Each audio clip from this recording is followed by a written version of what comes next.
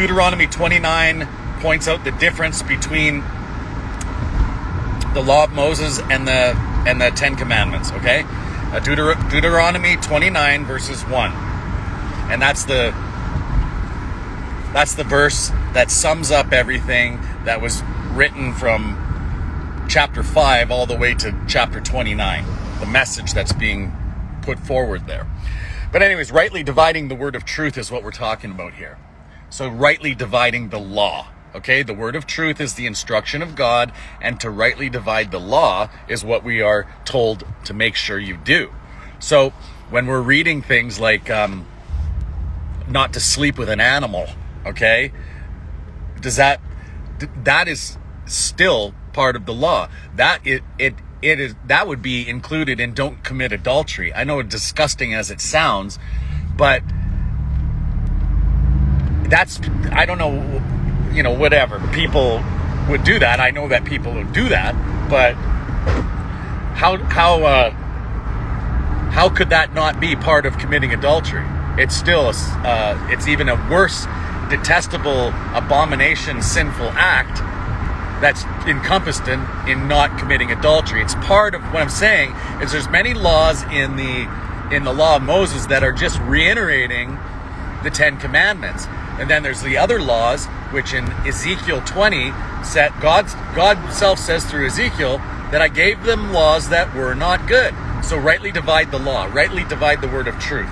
So a lot of the laws that Moses was talking about, and this was to separate people from actually being point the finger accusers from those who could hear. Look at it like this. One law says to forgive your neighbor and hold no grudge against him, and then there's other laws that say stone them, right? So we see that the Torah always had the option of doing the better thing. He says, I prefer mercy, not sacrifice. Okay, right? That's what Christ says. I prefer mercy, not sacrifice. Go learn what this means. It doesn't say make up what this means. Make your own imagination of what it means. Because that is a key thing. He told us two times to go and learn what this means. I prefer mercy, not sacrifice.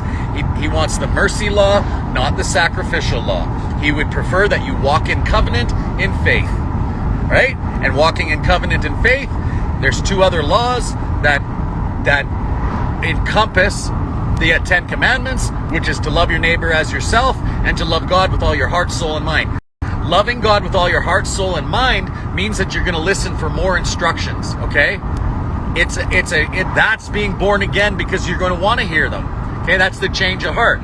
Loving your neighbor as yourself is understanding you must rebuke your neighbor and not hold a grudge, not be like grudging against them. You do it because you love them, even people you don't know, even people that don't want to hear the truth, you still tell them anyways. So when it happens, they will know, right? Christ even spoke like that. You're walking like he did. He told people so that when it happens, they will know. And a way, like it's, for instance, I tell people all the time, when you're in tribulation, because you didn't listen to those who were wise before, when you're in tribulation, read Deuteronomy 29, 30, and 31. Yes, you're going to have egg on your face and mud on your shoes because you didn't take heed to the warning, but here's your last chance. Here's your last chance. Even when you're in tribulation in the latter days, if you turn and follow my 10 commandments, God says, I will still show you mercy. That's hearing. Sorry, I just ate a quick chicken sandwich before I got on here, and it's chunk coming out of my mouth. Sorry, guys. So, on the instruction of God, this is the proof. I promise you this. All you have